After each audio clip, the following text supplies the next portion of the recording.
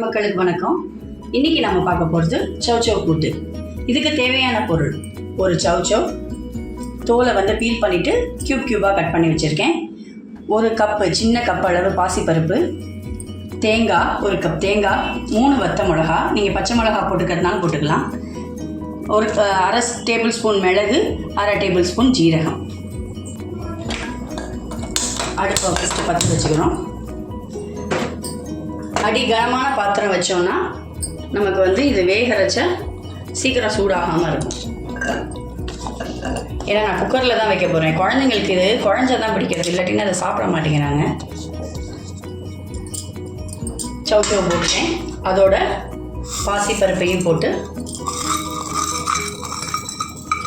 ஏன்னா அந்த பாசிப்பருப்பு வயிற்றுக்கு ரொம்ப நல்லது, புண்ணாத்தும், வயிறு புண்ணாத்தும், வயிற்றுக்கு ரொம்ப நல்லது, வாயு கிடையாது. ரொம்ப ஒரு சம்பு தண்ணி விடுறேன். இதில் நம்ம ஒரு சிட்டிகை மஞ்சள் பொடி போட்டுக்கிறோம். மஞ்சள் பொடி நான் எல்லா சமையல்லையும் சேர்ப்பேன், உங்களுக்கே தெரியும், ஆன்டிபயோட்டிக். அதனால் மஞ்சள் பொடி போட்டு குக்கரை மூடி வேக வைக்கணும். இது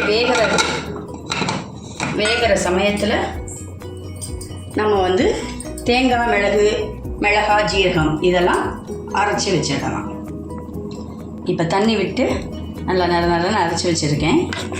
இந்த மாதிரி பதத்தில் அரைச்சோன்னா நமக்கு கூட்டு மாதிரி இருக்கும். ரொம்ப நைஸாக அரைச்சோன்னா அது ஒரு மாதிரி குழன்னு ஆகிடும். இந்த மாதிரி நல்லா அரைக்கணும். ஒரு 2 நிமிஷம் கழித்து இந்த வெயிட் அதில் போட்டுருங்க. 3 விசில் அதை ஆஃப் பண்ணால் போதும். நல்லா விசில் வந்துடுச்சு பாருங்கள். தண்ணி நிறையா விட்டுருக்கேன் போல், அதனால் நல்லா விசில் 5 விசில் வந்துடுச்சு. இதை ஆஃப் பண்ணிடுங்க. ஆஃப் பண்ணிவிட்டு இதை இப்போ திறக்க முடியாது, ஒரு 5 நிமிஷம் கழித்து தான் திறக்க முடியும்.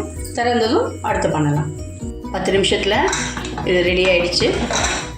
திறந்து பார்த்தா நல்லா குழன்னு வெந்திருக்கு பாருங்கள். நல்லா குழஞ்சி போய் வெந்திருக்கு. வயசானவங்க, குழந்தைங்க எல்லாம் ஈஸியாக சாப்பிட்ற மாதிரி தான் இதை பண்ணலாம். அதுக்காக தான் இந்த மெத்தடு. இப்போ அடுப்பை பற்ற வைக்கிறேன். அடுத்த ப்ராசஸ் பண்ணுறதுக்கு நல்லா பற்ற வச்சுட்டு நம்ம அரைச்சி எடுத்து வச்சுருந்தோம் இல்லையா விழுதா, அந்த தேங்காய், மிளகாய் வத்தல், மிளகு, சீரகம் இது இதில் போடுறேன்.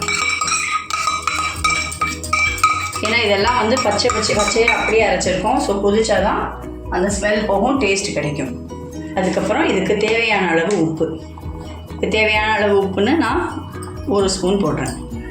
வேணும்னா இன்னும் கொஞ்சம் 1.25 ஸ்பூன் போட்டு நல்லா கலந்து விடணும். இது எங்கள் வீட்டில் குழந்தைங்கள்லாம் ரொம்ப விரும்பி சாப்பிடுவாங்க, ஏன்னா அவங்களுக்கு ரொம்ப பிடிக்கும் இந்த கூட்டு. இப்போ இது நல்லா கொதிக்கட்டும், ஏன்னா அந்த பச்சை வாசனை போகிற அளவுக்கு. இது நல்லா கொதிச்சிடுச்சு பாருங்கள். கொதிச்சு வத்தியாச்சு, கொஞ்சம் கூட்டு பதத்தில் வந்துடுது. இப்போது இதில் புளிப்புக்காக நம்ம ஒரு கரண்டி தயிர் எடுத்திருக்கேன். அந்த தயிரை போட்டு அது ஒரே ஒரு கொதி வந்தால் நமக்கு கூட்டு ரெடி ஆகிடும். இந்த கூட்டு ரெடி ஆனதும் அதுக்கு தாளிக்க தேவையான பொருளை எடுத்திருக்கேன். 1 ஸ்பூன் எண்ணெயில் அரை டீஸ்பூன் கடுகு, உடைச்ச உளுத்தம்பருப்பு, கருவேப்பிலை, இது 3ஐயும் நல்லா வெடித்ததும் எண்ணெயில் வறுத்து போட்டுறோம். அடுப்பை பற்ற வச்சுட்டேன். அதில் தாளிக்கிற கரண்டியை வச்சு சூடு பண்ணியிருக்கேன். இதில் ஒரே 1 ஸ்பூன் நல்லெண்ணெய். அந்த காலத்தில் எல்லாத்துக்கும் நம்ம நல்லெண்ணெய், கடலெண்ணெய் தான் யூஸ் பண்ணிட்டு இருந்தோம். அதுதான் உடம்பு ஹெல்த்தியாக இருந்தது. எண்ணெய் நல்லா காஞ்சிடுச்சு. இதில் தாளிக்கிற பொருள் எல்லாத்தையும் போட்டுடலாம். உடனே வெடிக்குது பாருங்கள், நல்லா காஞ்சனால. அந்த உளுத்தம்பருப்பு செவக்கிற வரைக்கும் நமக்கு டைம்.